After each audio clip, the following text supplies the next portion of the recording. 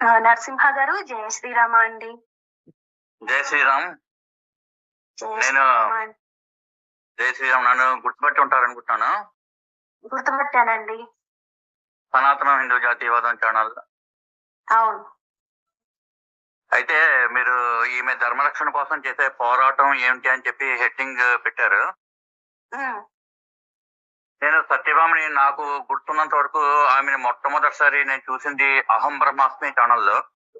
ఉహు, అప్పట్లో అహం బ్రహ్మాస్మి ఛానల్ ఎక్కువగా సాయిబాబాని టార్గెట్ చేస్తూ సాయిబాబా పట్ల వ్యతిరేకతతోటి వీడియోలు ఎక్కువగా అందులో వస్తూ ఉండేవి.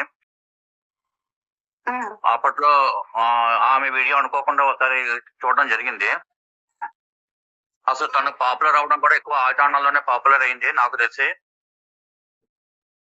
ఆ తర్వాత తన సొంత ఛానల్ ఏదో పెట్టుకోవడమో లేదంటే అప్పటికే ఉండడం వల్ల ఇక్కడ ప్రభావం వల్ల అక్కడ పాపులర్ అవడం ఏదో జరిగింది. తర్వాత తన యొక్క మాట తీరవి కొద్దిగా నన్ను అంతగా దృష్టి పక్కన పెట్టనివ్వలేదు. అనుకోకుండా మళ్ళా కొన్ని నెలల తర్వాత ఆమె ఛానల్లో ఒక వీడియో చూశాను. ఆ వీడియో మీద నాకు దృష్టి పడింది. చాలా ఓపికగా చూశాను. అయితే ఆ వీడియోలో ఉన్నదంతా ఏంటంటే, ఈ 2013లో మనకి కేదార్నాథ్ లో వరదలు వచ్చాయి కదా, చార్ధాంలో. ఉమ్. నా మాట వినిపిస్తుందండి? బాగా వినిపిస్తుందండి. 2013లో చార్ధాంలో వరదలు వచ్చినప్పుడు చాలా చాలా దుఃఖం కలిగించేటువంటి వార్తలు వినాల్సి వచ్చింది. కొన్ని వేల మంది ఆ ప్రళయంలో కొట్టుకోవడాలు ఇలాంటివన్నీ కూడా. అప్పుడు నేను సాధారణంగా ఎక్కువ ఫేస్బుక్ లో యాక్టివ్ గా ఉండేవాడిని. ఫేస్బుక్ లో తెలుగుదేశం పార్టీ పట్ల హిందుత్వ వ్యతిరేక పోకడాలకు సంబంధించిన కొన్ని విషయాల్లో నేను వాళ్ళ కార్యకర్తలతోటి కొన్ని తలపడుతూ ఉండేవాడిని. నేను ఇక్కడ చాలా గమనించిన విషయం, చాలా ఆశ్చర్యపోయే విషయం ఏంటంటే, ఒక రాజకీయ పార్టీ పట్ల విపరీతమైన అభిమానంతో ఉన్న వాటిని మరింత కొంచెం హైలైట్ చేసి చెప్పడం, లేని వక్రీకరించి చెప్పడం ఎంతో కొంత వాళ్ళ యొక్క అభిమానాన్ని బట్టి ఉంటుంది. సత్యభామ చేసినటువంటి ఒక వీడియోలో నేను గమనించిన ఆశ్చర్యపోయిన విషయం ఏంటంటే, ఈ చార్ధామ్ యాత్ర సమయంలో చంద్రబాబు నాయుడు తెలుగుదేశం పార్టీ వాళ్ళు చేసినటువంటి సేవలు చాలా విశేషమైనవి అని చెప్పి చాలా పెద్ద వీడియో చేసింది. ఎక్కడా కూడా ఫేస్బుక్ లో తెలుగుదేశం పార్టీ కార్యకర్తలు, గుట్టి అభిమానులు కూడా ఎక్కడా కూడా ఈ విషయాన్ని వాళ్ళు ఎన్నో వక్రీకరణలు చేస్తుంటారు అభిమానంతో. కానీ ఇలాంటి విషయం వాళ్ళు కూడా ఎప్పుడు పొరపాటును కూడా చెప్పలేదు. అలాంటిది ఇలా చెప్తోంది ఏటా అని చెప్పి ఉత్తర భారతదేశంలో 100 సార్లు పై కాశీయాత్ర చేసినటువంటి స్నేహితుడు ఒక ఆయన ఉన్నారు. ఇంకా మరి కొందరు ఉన్నారు. వాళ్ళు పార్టీ పట్ల, ఏ రాజకీయ పార్టీ పట్ల అనుకూలము కాదు, వ్యతిరేకత కాదు, నిష్పాక్షికంగా వాళ్ళ దృష్టికి వచ్చిన విషయాలు చెప్పే మనస్తత్వం ఉన్న వాళ్ళని కొంతమందిని అడిగాను ఈ వీడియో చూపించి. ఆ వీడియోలో తను చెప్పింది 100కి 100% అబద్ధం చెప్పారు. మరి ఎందుకు ఇలా వ్యవహరించింది అంటే, తర్వాత తెలిసిన విషయం ఏంటంటే తనే చెప్పింది మరికొద్ది సంవత్సరాల తర్వాత. తన భర్త కూడా తెలుగుదేశం పార్టీ తోటి చాలా సాన్నిహిత్యం ఉన్నవారని చెప్పింది. తర్వాత మరొక వీడియోలో నా కులం గురించి కొంతమంది ఏదో చాలా కష్టపడి తెలుసుకున్నారు అని చెప్పి అంటూనే, తన కులం గురించి మిగతా వాళ్ళు ఎవరిని అడిగారో తెలియదు కానీ తన కులం గురించి తనే చెప్పుకుంది. అక్కడ కూడా చాలా తమాషాగా చెప్తుంది, మేము కమ్మ బ్రాహ్మణులం అని చెప్పుకుంది.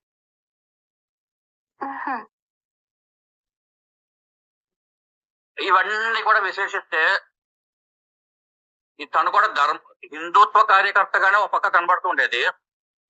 మరో పక్క తన మాటల్లో వాటిల్లో పైకి కనిపించినంత విషయం ఉండేది చాలా. అంటే తను చెప్పేది ఏంటంటే, అప్పట్లో స్లో పాయిజన్ అంటారు. ఇప్పుడు అగ్రహారం రాఘవ, దాస్ పైల ఇలా కొంతమంది వ్యక్తులు ఉన్నారు. వాళ్ళకి శరీరంలో అణువులోనూ కూడా బ్రాహ్మణ ద్వేషం, శివద్వేషం, శంకరాచార్య పీఠాలన్న ద్వేషాలు ఇవన్నీ వాళ్ళలో ఓపెన్ గా కనబడిపోతాయి. సత్యభామలో ఇవి అంత ఓపెన్ గా కనబడేవి కావు 2 ఏళ్ల క్రితం. అవి ఆమె వీడియోని తరచూ పరిశీలిస్తే ఆ విషయం అర్థమయ్యేది. అంటే మిగతా వాళ్ళు స్పీడ్ పాయిజన్, దీన్ని చాలా స్లో పాయిజన్ గా ఉండేది వ్యవహారం. అది అందుకంటే అప్పుడు నేను గమనించిన 2.5 సంవత్సరాల క్రితం ఈమె ఛానల్ అభిమానించే వాళ్ళు బ్రాహ్మణులు కూడా చాలా విశేషంగా ఉన్నారు. ఉమ్, ఇప్పుడు నిజం చెప్పాలంటే సామ్యభేదం వారిని ఆమెను మెచ్చుకుంటూ కూడా 1-2 వీడియోలో నాకు కనబడింది. ఉహు, అయితే ఎందుకు ఇలా చేస్తోంది అంటే నాకు నాకు అర్థమైన విషయం ఏంటంటే తను ఒక పాలకుండ జనానికి చూపిస్తోంది. అంటే పాలకుండ అంటే పాలకుండలో పావులు ధర్మానికి ప్రతీకగా భావించేది. ఉమ్, దాంతో పాటు తన పక్కన ఏం పెట్టుకుంది అంటే కొద్దిగా డ్రాప్స్ లాంటివి పెట్టుకుంది. అవి విషపు చుక్కలు, పాలని విరిచేసేటువంటి నిమ్మరసం లాంటి చుక్కలు. ఉమ్. ఒక చుక్క చాలు కదా మొత్తం అండి. ఒక చుక్క చాలు కదా మొత్తం పాలను ఇచ్చేసేయడానికి.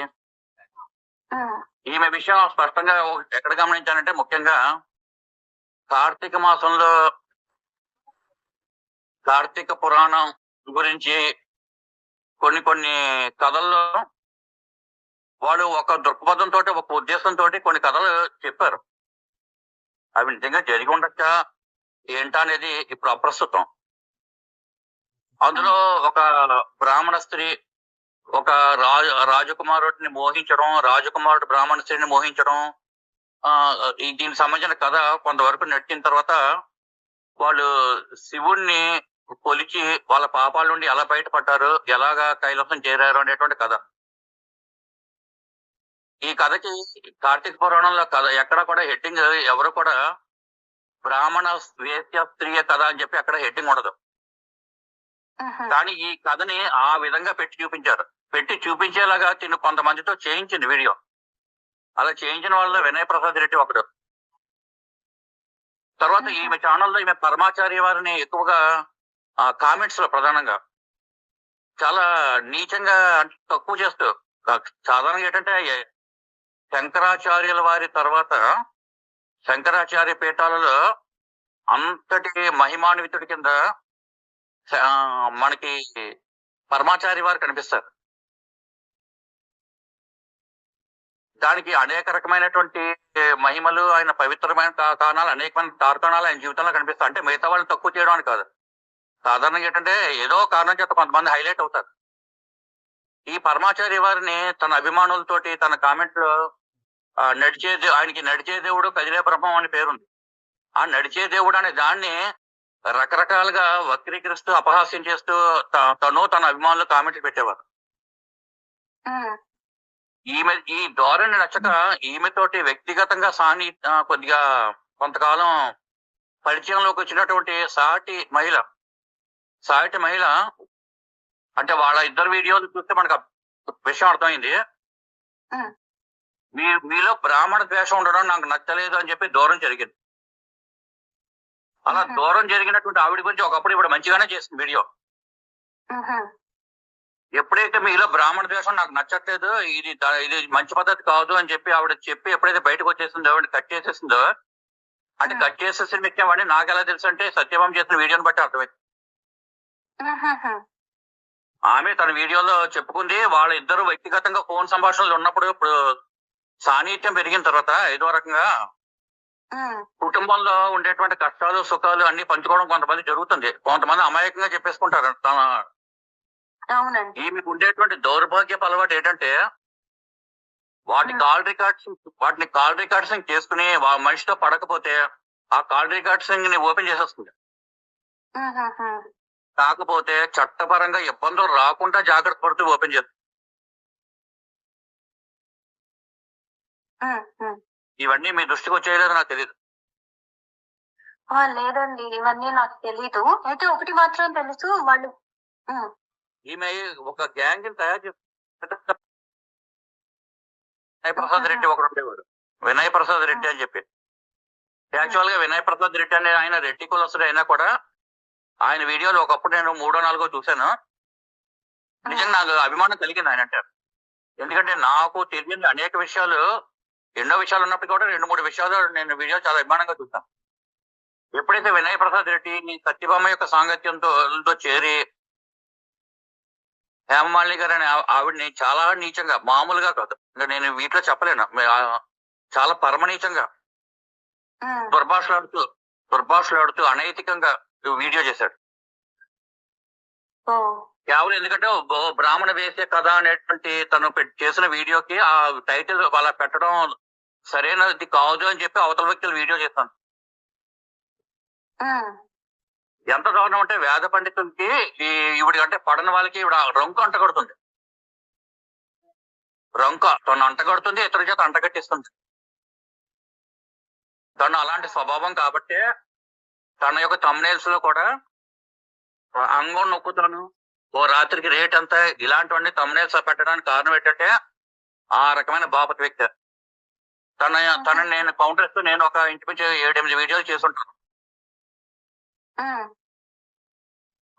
ఎక్కడ కూడా నేను నాకైతే సాధారణంగా వేశ్యల్ని కూడా నేను అగౌరవ భావంతో చూడను. ఉమ్, లం భాష ఏ మహిళ పట్ల కూడా నేను ఉపయోగించడానికి ఇష్టపడను.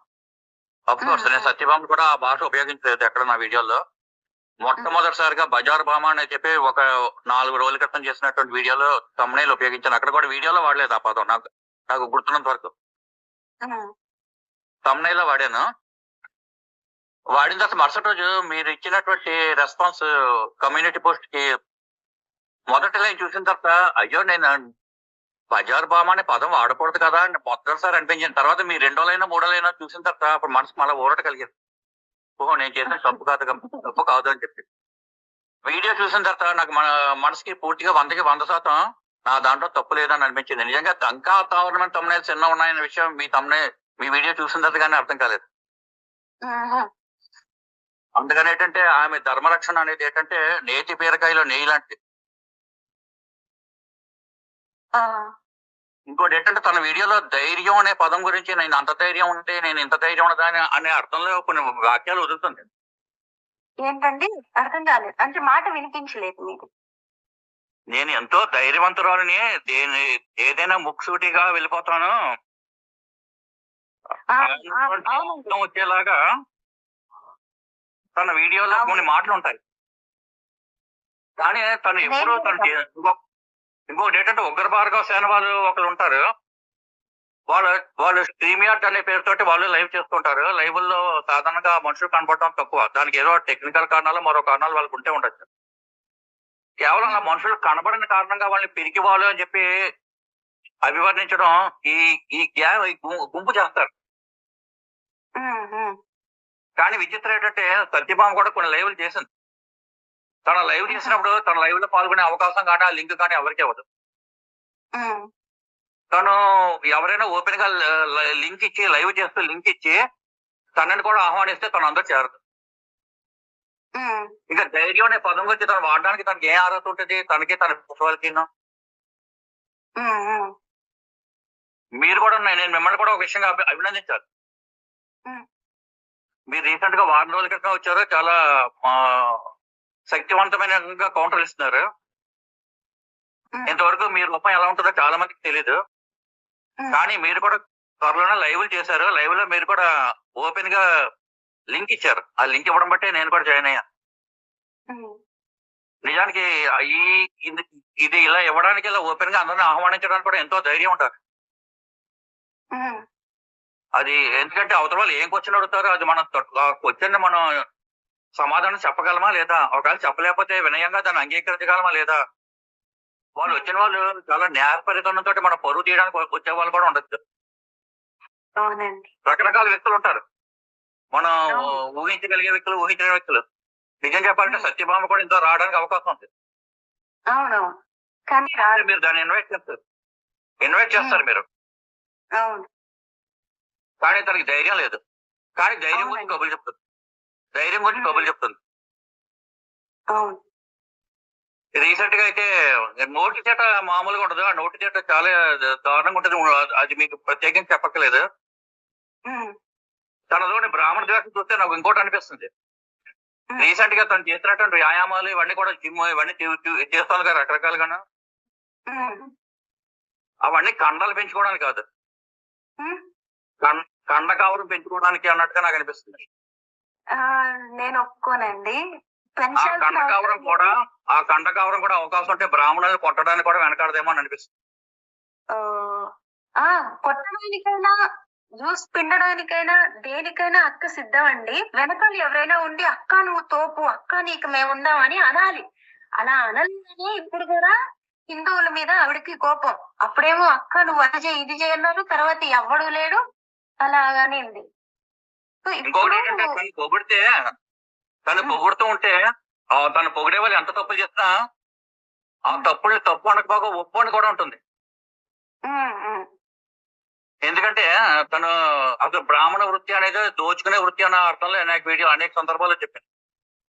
ఉమ్, బ్రాహ్మణ వృత్తికి తనకి వ్యాపారం కూడా కాదు, వ్యాపారం చాలా వెకిలిగా ఉంటుంది. ఉమ్, కానీ ఇదే మనిషి ఒకే ఒక బ్రాహ్మణుడు మాత్రం ఆ బ్రాహ్మణుడు చేసే పనులన్నీ చాలా గొప్పగా మెచ్చుకుంటుంది. ఉమ్, ఆ ఒకే ఒక బ్రాహ్మణుడు ఎవరంటే చిరావూరి కృష్ణ కిషోర్ శర్మ. ఆహా, ఓకే. ఎందుకంటే ఆయన ఒకప్పుడు ఆ కృష్ణ కిషోర్ శర్మ కూడా సత్యభామని ఏకపడేస్తూ ఒక వీడియో చేశాడు. మరుసటి రోజు ప్లేట్ ఫిరాయించాడు. ఈ వినయ్ ప్రసాద్ రెడ్డి అనేటువంటి అతను కూడాను ఒక రోజు సత్యభామని చాలా ఘాటుగా విమర్శిస్తూ వీడియో చేశాడు. మరుసటి రోజు ప్లేట్ ఫిరాయించాడు. ఫిరాయించడం అంటే సత్యభామకి దాసులు అయిపోయారు.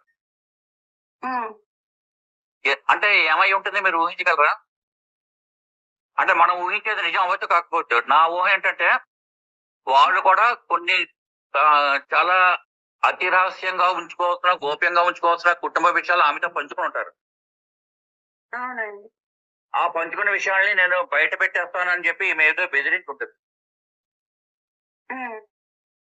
మీ అదృష్టం ఏంటంటే మీకు సత్యభామతో పరిచయం లేకపోవడం మీ అదృష్టం. పరిచయం ఉండి కనుక మీరు ఫోన్గా ఎన్నో విషయాలు మీ కుటుంబ విషయాలు, మీ వ్యక్తిగత విషయాలు మీరు ఆమెతో కనుక పంచుకుని ఉంటే వాటిని ఉపయోగించిన మిమ్మల్ని ఎంత అని చేయాలో అంత అని చేస్తారు. అయితే నరసింహ గారు ఇక్కడ మీకు ఒక విషయం చెప్పాలి. అది ఆమెకి లొంగకుండా ఉన్న వ్యక్తి ఒకే ఒకరు ఉన్నారు అంటే వ్యక్తిగత విషయాలు పంచుకున్నప్పటికీ కూడా హేమాలి గారు. నిజం చెప్పాలంటే ఆవిడ ఎప్పుడు ఇవిడ తిట్టలేదు, ఇవిడ పొగడడం లేదు. తన ధోరణిలో ఆవిడ తనదైన శైలిలో ఆవిడ తన వీడియోలు చెప్తారు. ఒకరిని టార్గెట్ చేయడం అనేది ఎప్పుడు కూడా ఆవిడ ఉద్దేశంగా ఆవిడ వీడియోలు చూస్తే మనకి అలా ఉండదు. మీరు ఏదో చెప్పబోతున్నారు, అడ్డుకున్నాను, చెప్పండి. అయితే దానికంటే ముందు లైవ్ కి ఎలా రావాలి అని జ్ఞానం గారు అడుగుతున్నారు. లింక్ ఇచ్చానండి, స్ట్రీమ్ యార్డ్ లింక్. దాని మీద క్లిక్ చేస్తే మీకు గూగుల్లో ఓపెన్ అవుతుంది కదా. కెమెరా అంటే మైక్ సింబల్ ఉన్నది ఆన్ లో ఉంచుకోండి. ఆ పక్కనే వీడియో సింబల్ ఉంటది, దాని మీద క్లిక్ చేస్తే అది క్లోజ్ అవుతుంది. సో మీ ఫేస్ మీకు కనపడదు. నెక్స్ట్ ఎంటర్ అని ఉంటది, దానికైనా దాని మీద క్లిక్ చేశారంటే మీరు ఛానల్ అది ప్యానెల్ లోకి వస్తారు. మీతో మాట్లాడొచ్చు, మీరు మాతో మాట్లాడొచ్చు. అలానే నరసింహ గారు అన్నారు పర్సనల్ షేర్ చేసుకుంటే. స్టార్టింగ్ లో చాలా మంది ఇప్పుడు కూడా నాకు జ్ఞానదీపికగా పూర్వం జ్ఞానదీపిక ఛానల్ చేసినప్పుడు నేను పరిచయం ఉన్న ఆడవాళ్ళు, కొంతమంది మగవాళ్ళు, నా పర్సనల్ లైఫ్ తెలిసిన వాళ్ళు ఉన్నారు. అయితే నేను నా పర్సనల్ లైఫ్ లో నా ఫ్యామిలీ ప్రాబ్లమ్స్ ఎక్సెట్రా దాని గురించి ఏదైనా స్టేటస్ పెడితే ఏమైందండి, ఏంటండి అని అడిగిన వాళ్ళు ఉంటారు. అయితే నేనేం చెప్పేదాన్ని అంటే దాని గురించి బుక్ రాస్తున్నానండి, బుక్ రాసిన వెంటనే మీకు పంపిస్తాను, చదువుకోండి అని చెప్పేదాన్ని. అలానే ఎవరికైనా ఏదైనా ఒక విషయం చెప్పానంటే అది ఆల్రెడీ నేనే అన్ని యూట్యూబ్ లో ఈ కమ్యూనిటీ పోస్ట్ లను, వీడియోలలో, లైవ్ లను చెప్పేసేదాన్ని. అలా బయట చెప్పిన విషయాల్ని వేరొకరితో షేర్ చేసేదాన్ని. ఇప్పటికి కూడా నా విషయాలు ఏవైనా గోవింద సేవ సత్యభామకి తెలిసే ఛాన్స్ ఉంది. అంటే నాకు ఆవిడకి మధ్యలో చాలా బాగా తెలిసిన మనుషులు చాలా మంది ఉన్నారు. అయినప్పటికీ సత్యభామ ఏమైనా నా గురించి చెప్పినా అవి కొత్త విషయాలేం కాదు. నా నోటితో, నా చేతులతో నేనే యూట్యూబ్ లో చాలా మందికి చెప్పిన, వివరించిన విషయాలు.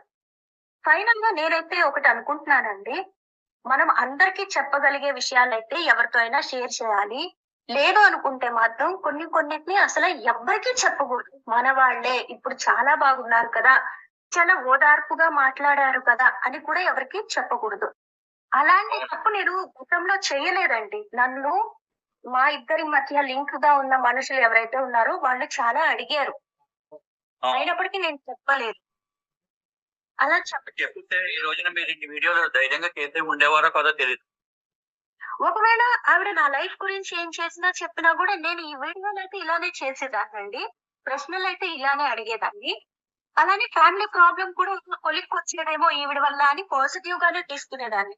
మనమేమి అంత చెప్పుకోలేనంత గాని, దాచుకోవాల్సినంత గాని ఇలాంటి పనులు ఇప్పటి వరకు చేయలేదు కాబట్టి దాని గురించి అస్సలు భయం లేదు. ఏం చేసినా ఏమన్నా దానికి నేను సమాధానం చెప్పగలను. దాన్ని నేను కౌంటర్ చేయగలను. ఆ ధైర్యం నాకుంది. మంచిదండి అది. హ్మ్. అయితే ఆ లక్షణం అయితే మంచిది కాదు. ఎదుటి వాళ్ళ యొక్క దాన్ని ఇంగ్లీష్ లో మా సామెత ఉంది. హ్మ్. ఫిషింగ్ ఇన్ ట్రబుల్డ్ వాటర్స్ అని చెప్పి. హ్మ్. సంక్షుభిత జలాలలో చేపల వేట అని చెప్పి అంటారు. హ్మ్. హ్మ్. ఆ రకమైన మనస్తత్వం ఉన్నవాళ్ళు, ఆ రకమైన మనస్తత్వం ఉన్న వాళ్ళు ఎప్పుడు కూడా దూరంగానే పెట్టాలి. మనకి ధైర్యం ఉందా లేదా అనే సంగతి పక్కన పెట్టి ఉంచితే మనకి, ఎందుకంటే కావాల్సిన వ్యక్తులు కూడా దూరం అయిపోయే పరిస్థితులు ఉంటాయి. అలాంటి వాళ్ళతో మనం ఎక్కువ సాంగత్యం చేస్తే. హ్మ్. అవునండి. ఇంకోటి కూడా మర్చిపోయానా అసలు మీకు, హిందూ ధర్మ చక్రం అని చెప్పి ఒక ఛానల్ ఉంటుంది. హ్మ్. చాలా మంచివాడు ఆయన. ఆయన ఈ సత్యభామ చేసినటువంటి వీడియోలో కొన్ని సంప్రదాయంగా శాస్త్ర విరుద్ధమైన విషయాలు ఉంటే తన వీడియోలో ఆయన చాలా గౌరవప్రదంగా ఖండించేవారు. హ్మ్. ఎక్కడ ఆమె యొక్క గౌరవానికి భంగం కాని విధంగా. హ్మ్. కానీ అలాంటి దాన్ని ఆమె యాక్సెప్ట్ చేయకపోగా ఆయన ఖండించిన దాన్ని ఈమె ఒప్పుకోవచ్చు, లేదా ఆ విషయాన్ని వదిలేయచ్చు. ఏం చేసినా తప్పలేదు. హ్మ్. వాటికి ఇంకా వాటికి ఆయన కూడా నీచంగా చూపిస్తూ ఆయన పేరేమో, ఆయన ఛానల్ పేరేమో ధర్మచక్రం. ఆ చక్రానేమో వక్రం బాబాయ్ అని అంటాం. హ్మ్. హ్మ్. అలాగ కొంతకాలం ఆయన గురించి కూడా డైరెక్ట్ గా పేరు చెప్పకుండా చాలా రకరకాల వంకర పేర్లు పెడుతూ వీడియోలు చేస్తారు. హ్మ్. అందుకనే కూడా నేను కూడా ఈమెకి సంబంధించినటువంటి వీడియోలు, కౌంటర్ వీడియోలు చేసేటప్పుడు ఈమె కూడా ఏదో తెచ్చిపెట్టుకున్న పేర్లతోటి ఉపయోగించేవాట. ఇంకోటి ఏంటంటే ఈమె పేరు సూటిగా ఉపయోగిస్తే ఈమె అనుచరులకి రిపోర్ట్ కొట్టే మనస్తత్వం ఉండేది. హ్మ్. ఆ రిపోర్ట్ కొట్టే మనస్తత్వం ఉన్న కారణంగా కూడా ఈమెకి కౌంటర్ ఇచ్చే వీడియోల్లో చాలా మంది ఈమెలాగానే వాళ్ళు కూడా ఏదో పేరు పెట్టే అలవాటు ఉన్నాయి అనుకుంటారు. హ్మ్. అది పేరు పెట్టే అలవాటు కాదు. వాళ్ళ ఛానల్ ఈమె నుండి కాపాడుకునేటువంటి ప్రయత్నం.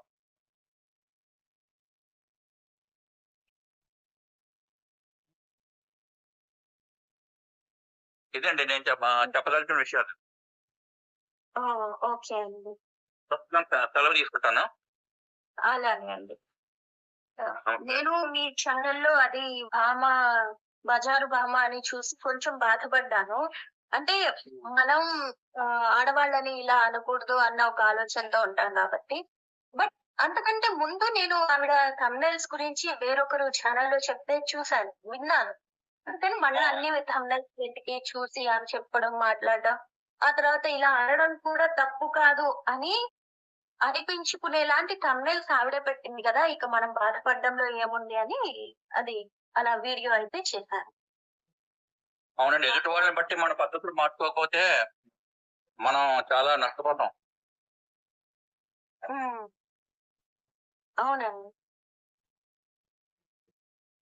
ఓకే. సరేనండి. మీ లైవ్ లో ధన్యవాదాలు. పాల్గొని నా అభిప్రాయాలు వ్యక్తం చేసే అవకాశం ఇచ్చినందుకు ధన్యవాదాలు. మీకు కూడా అండి. ధన్యవాదాలు.